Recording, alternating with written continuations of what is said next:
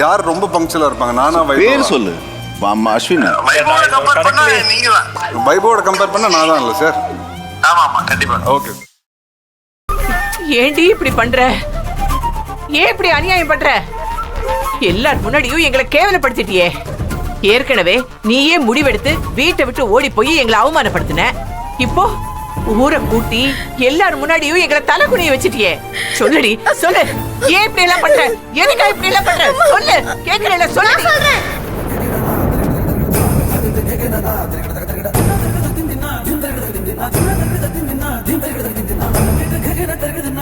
மதி மதி, நான் சொல்றேன்.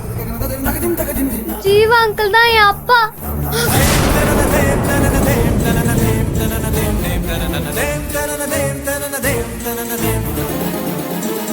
அவர் தான் அம்மாவோட ஹஸ்பண்ட். என் அப்பா இவர் தான், ஜீவா அங்கிள் தான்.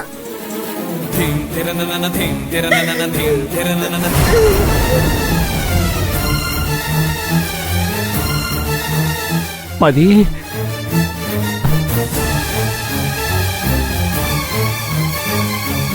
எனக்கு தெரியும். நீங்களும் அம்மாவும் ரூம்ல பேசிட்டு இருக்கும் போதே நான் கேட்டேன். நீங்க தான் என் அப்பான்னு எனக்கு தெரியும்.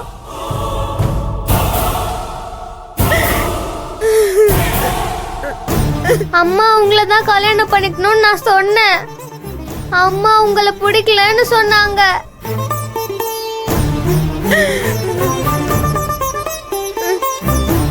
பெண்ணிலா, மதி சொல்றது உண்மையா?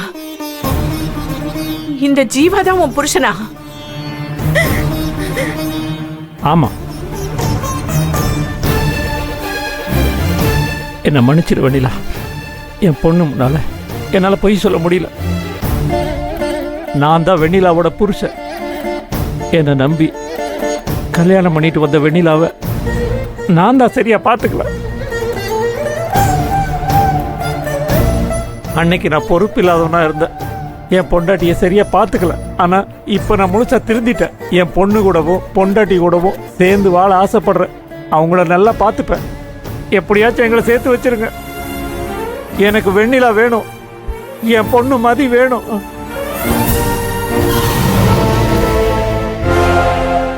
தம்பி முரளி, எங்களை மன்னிச்சிருக்க.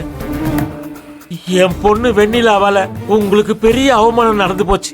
இவ்வளவு விஷயம் நடந்ததுக்கு அப்புறம் கல்யாணம் நடந்தா யாருக்கும் நிம்மதி இருக்காது. அதனால இந்த கல்யாணம் வேண்டாம்.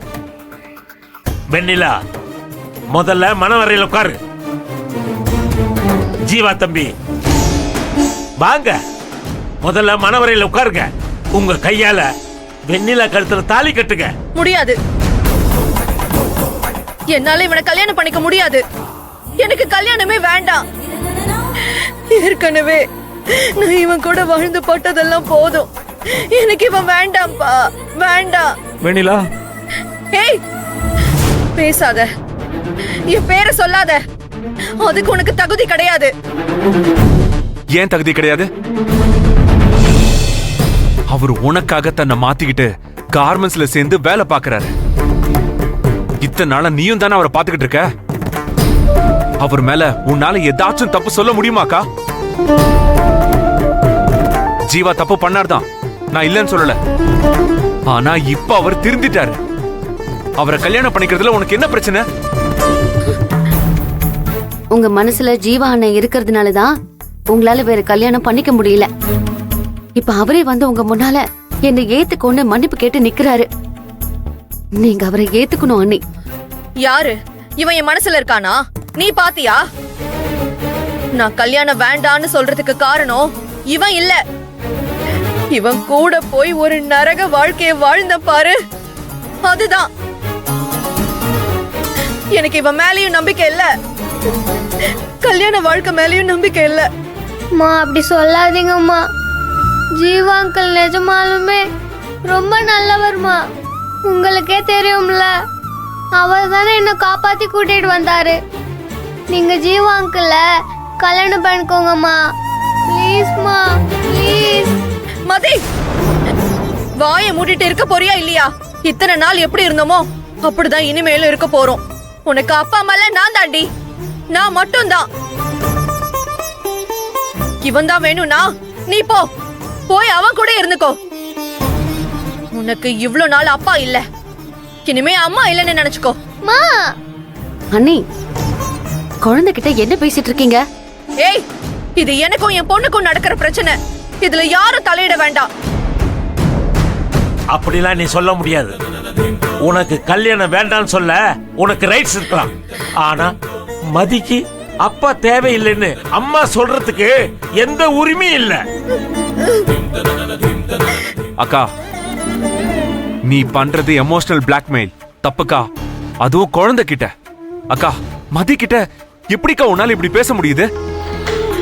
அம்மா அப்பா 2 பேர் கூடயும் வாழ அவளுக்கு எல்லா உரிமையும் தகுதியும் இருக்கு. ஆனா இவனுக்கு ஏன் கூட வாழ்றதுக்கு எந்த தகுதியும் இல்ல. இங்க பாரு வெண்ணிலா, நீ எங்க யார்கிட்டயும் சொல்லாம இவனை போய் கல்யாணம் பண்ணிக்கிட்டது தப்பா போச்சு. இப்ப அவர் திருந்தி வந்துட்டாரு. இப்போ உனக்கு நாங்க அவரை கல்யாணம் பண்ணி வைக்க போறோம். இதுல எந்த பிரச்சனை வந்தாலும் வரலனாலும் எனக்கு இந்த கல்யாணம் வேண்டாமா?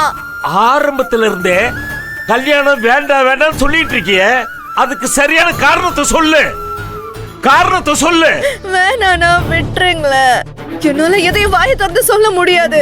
அப்ப நான் சொல்றேன். மகா, என்ன நீ உங்களுக்கு சொல்ல கஷ்டமா இருந்தா நான் சொல்றேன் தானே சொல்றேன்.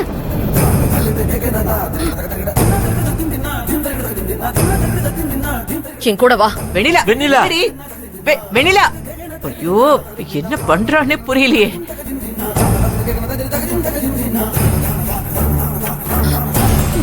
வாடி வாடி. நான் தான் பேசிக்கிட்டு இருக்கேன்ல, நான் சொல்றேன்னு அப்படியே முந்திக்கிட்டு வர. உன்கிட்ட யாராவது கேட்டாங்களா? உன் வேலையை பார்த்துக்கிட்டு அமைதியா இருக்கவே உனக்கு தெரியாதா? உங்களுக்கு தானே கேட்டாங்க. ஆனா நீங்க எந்த பதிலும் சொல்லலையே. அதனாலதான் நான் சொல்லலாம்னு நினைச்சேன். என்ன சொல்லுவ? என்ன சொல்லுவ நீ? வேற என்ன சொல்ல முடியும்? ஜீவா என் கூட பிறந்த அண்ணன், அதனாலதான் அண்ணி அவரை ஏத்துக்க மாட்டேங்கிறாங்கன்னு சொல்லுவேன். மகா,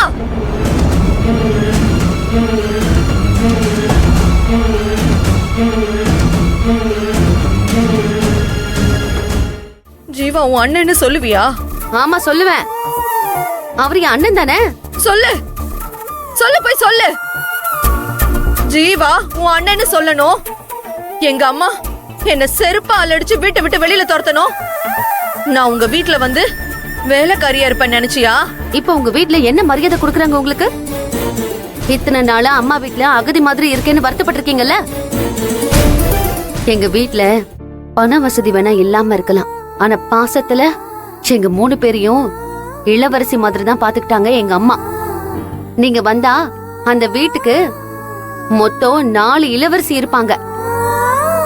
யானி, உங்க மனசாட்சியை தொட்டு சொல்லுங்க, உங்க அம்மாவை விடவா எங்க அம்மா ஒரு கொடூரமான மாமியாரா இருப்பாங்க?